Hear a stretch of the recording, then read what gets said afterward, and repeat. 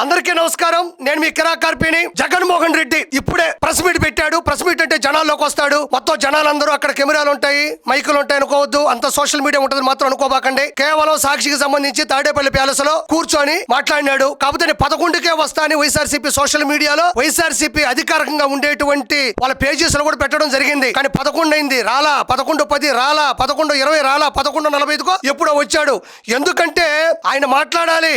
ఆయన తత్తరపాట్లు పిత్తరపాట్లు ఇరిడి చేయాలి. మధ్య మధ్యలో లేగులు వచ్చి పడిపోతా ఉంటాయి. ట్రాక్టర్ నిండా వస్తాయి లేగులు. ఆ లేగులు తీసి పక్కన పెట్టాలి. ఓవరాల్ గా బాగా మాట్లాడినావన్నా అనేంత వరకు దాన్ని ఇరిడి చేసి దాన్ని తీసుకొని వచ్చి అప్పుడు లైవ్ అని రాయాలి. అక్కడ అవి లైవ్ కాదు కదా, లైవ్ అని రాసి అప్పుడు జనాల్లో కుదరాలి. ఫస్ట్ 11 అన్నాడు. అది ఆయనకి చాలా ఇష్టమైనటువంటి 2 ఒక్కట్లు కాబట్టి ప్రత్యేకంగా నేను చెప్పాల్సిన అవసరం లేదు. అసలు జగన్మోహన్ రెడ్డి ఏం మాట్లాడాడో ఒకసారి విందాం. చంద్రబాబు నాయుడు అనే వ్యక్తికి నా సిగ్గు నా లజ్జ ఏమీ లేవు. సిగ్గన్నా ఉంటే కొంచెం ఏదన్నా చెప్తే సిగ్గుపడతాడు అనుకోవచ్చు. లజ్జన్నా ఉంటే కనీసం సరే అషేమ్డ్గా ఫీల్ అవుతాడని చెప్పని అనుకోవచ్చు. అషేమ్డ్గా ఫీల్ అయ్యేది లేదు, సిగ్గు అంతకన్నా లేదు. సో ఎంబారెస్మెంట్ లేదు, అషేమ్డ్గా ఫీల్ అయ్యేది లేదు. నాకు అర్థం కాదు జగన్మోహన్ రెడ్డి. నా సిగ్గు నా లజ్జ లేవు అంటున్నావు. నీ సిగ్గు నీ లజ్జ చంద్రబాబు నాయుడు గారికి ఎందుకు ఉంటాయి? ఆయనకుండేది చతురత, చరిత్ర, విజన్. ఇవి 3 నీకు అసలు తెలియదు అనుకుంటా. నీ కాంపౌండ్ వాళ్ళలో కూడా ఈ పదాలు నీ పెదాలు గుండా రావు. అది గుర్తుపెట్టుకో జీవితంలో. చతురత, చరిత్ర, విజన్, దట్ ఈస్ సిపిఎన్ గారు. నీ సిగ్గు నీ లజ్జ పేరు వింటే సిగ్గే తలడిల్లిపోద్ది అన్నీ ప్రత్యేకంగా చెప్పుకుంటున్నా. ఏడా సిగ్గు లజ్జ లేవంటున్నావు. నీకున్నాయా సిగ్గు లజ్జ? నీకు లేనివే సిగ్గు లజ్జ.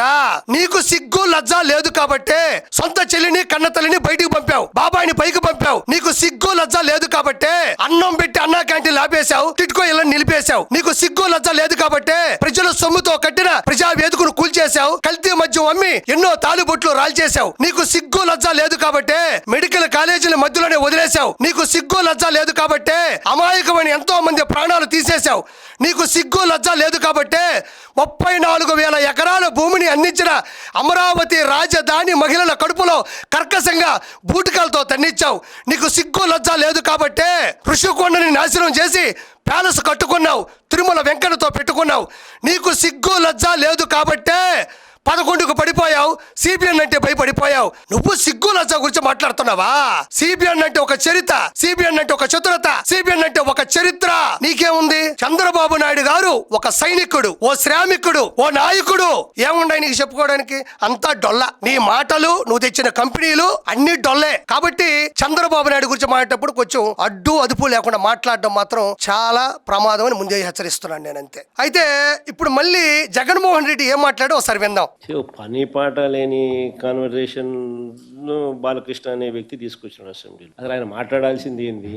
అసెంబ్లీలో ఆయన మాట్లాడాల్సింది ఏంటి? ఆయన తాగి మాట్లాడింది ఏంటి? అసలు తాగినోని అసెంబ్లీకి తీసుకొని అసెంబ్లీలో మాట్లాడిచ్చే కార్యక్రమం చేస్తున్నారు అని అంటే స్పీకర్కి బుద్ధి లేదు. తాగినోడు ఆ మాదిరిగా మాట్లాడుతున్నాడు అని అంటే ఆయన సైకలాజికల్ హెల్త్ ఎట్టుందో. ఇక్కడ జగన్మోహన్ రెడ్డి మాట్లాడుతున్నాడు. బాలకృష్ణ గారికి పని పాట లేదంట, అసెంబ్లీలో తాగి మాట్లాడాడు అంటున్నాడు. నేను సూటిగా ప్రశ్నిస్తున్నా జగన్మోహన్ రెడ్డిని. ఆయనకి పని పాట లేదా? నువ్వు నిజాయితీగా చెప్పు. బాలకృష్ణ గారికి పని పాట లేదా? ఆయన బసవతారకం క్యాన్సర్ హాస్పిటల్ నడిపిస్తున్నాడు, హిందూపురం ప్రజల సమస్యలు తీరుస్తున్నాడు, అసెంబ్లీకి వస్తున్నాడు, అఖండ సినిమా చేసుకుంటున్నాడు. ఇంకెక్కడ ఆయన ఖాళీగా ఉంటాడు? ఆయన వృత్తి కావచ్చు, ఆయన ప్రవృత్తి కావచ్చు, ఆయన సేవ కావచ్చు, ఆయన అన్ని ముందంజలో ఉన్నాడు. ఆయనకి ఎలా పని పాట లేదని చెప్తావు నువ్వు? పని పాట లేనిది ఎవరు? నువ్వు. నీకు పని పాట లేదు కాబట్టి హెలికాప్టర్ వేసుకుని ఎలహంకా ప్యాలెస్ పోతావు, ఇటు వస్తే లోటస్ ప్యాలెస్ కు వస్తావు, తాఫీగా కాఫీ తాగుతూ తాడేపల్లి ప్యాలెస్ లో కూర్చొని నీ స్క్రాప్ బ్యాచ్ మొత్తం తీసుకొని వచ్చి ఒక స్క్రిప్ట్ రాసుకొని లైవ్ లో చూసే వాళ్ళ తలకాయ తింటావు. అసలు నాకు ఒకటి అర్థం కాదు జగన్మోహన్ రెడ్డి. నిన్ను ఆగ్రాలో ఉండే తాజ్ మహల్ చూడడానికి వెళ్ళమలేదు, ఆంధ్రాలో ఉండే అసెంబ్లీకి రమ్మంటున్నారు జనాలు. అంటే పులివెందుల ప్రజలు నిన్ను గెలిపించారు. పులివెందుల ప్రజల సమస్యల మీద పోరాటం చేయడానికి అసెంబ్లీకి రాలేని నువ్వు, రావాలనే ఆలోచన లేని నువ్వు అసెంబ్లీకి వచ్చిన బాలకృష్ణ గారి గురించి మాట్లాడే అర్హత గాని, స్థాయి గాని, స్థానం గాని, హోదా గాని నీకు లేదు అని చెప్తున్నా. నువ్వెవడో మాట్లాడడానికి? నువ్వు అసెంబ్లీలో ఉన్నావా? ఆయన పక్కన కూర్చొని ఉన్నావా?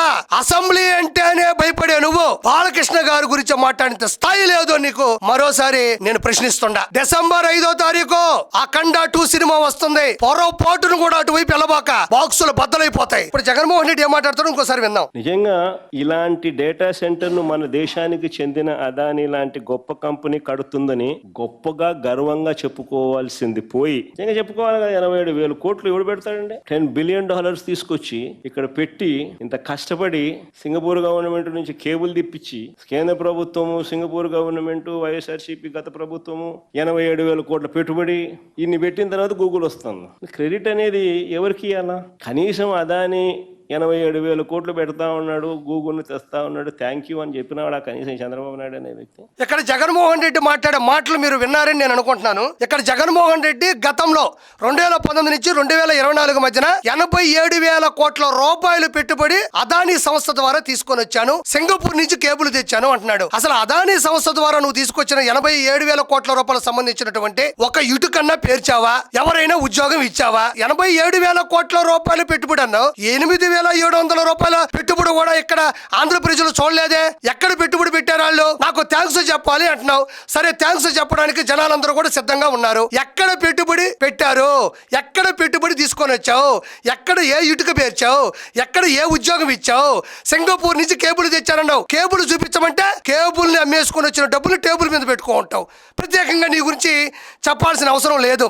అదానీ వచ్చిన తర్వాత ఇప్పుడు గూగుల్ డేటా సెంటర్ వస్తుంది కాబట్టి దానికి ఇన్స్పిరేషన్ ఎవరు, దానికి ఇన్ఫర్మేషన్ ఎవరు అంటే ఈయనేనంట. నాకు థ్యాంక్స్ చెప్పాల్సింది పోయి, నాకు బొకే ఇవ్వాల్సింది పోయి, నాకు శాలువా కప్పాల్సింది పోయి, ఏదైనా అవార్డు ఇవ్వాల్సింది పోయి అంటున్నాడు. అంటే నేను ఇక్కడ అడిగేది జగన్మోహన్ రెడ్డి సూటిగా ఒక ప్రశ్న అడగతుండా. మరి ఆ రోజుల్లో అదా నుంచి నువ్వు తీసుకొచ్చినటువంటి ఆ 87,000 కోట్ల రూపాయల పెట్టుబడి ఏమైంది? సరే, ఆ పెట్టుబడి తీసుకొని వచ్చావు కదా, అక్కడ కట్టాలనుకున్నటువంటి నిర్మాణం ఏమైంది? అందులో వచ్చిన ఉద్యోగాలు ఏమైపోయినాయి? ఎందుకు అవన్నీ లేవు? నువ్వు అన్నావు అప్పట్లో అమరావతి అంటేనే శ్మశాన వాటిక, ముప్పు ప్రాంతము, దేనికి పనికిరాదు అన్నావు. ఈ రోజు అమరావతి చూస్తే అద్భుతమైనటువంటి కట్టడాల మధ్యన, ఆశ్చర్యకరంగా చూసే జనాల మధ్యన, సందర్శకుల మధ్యన ఈ రోజు వెలిగిపోతుంది అమరావతి. విఎఫ్ఎక్స్ అన్నావు, గ్రాఫిక్స్ అన్నావు, ఈ రోజు అమరావతి రియాలిటీలో కనబడుతుంది.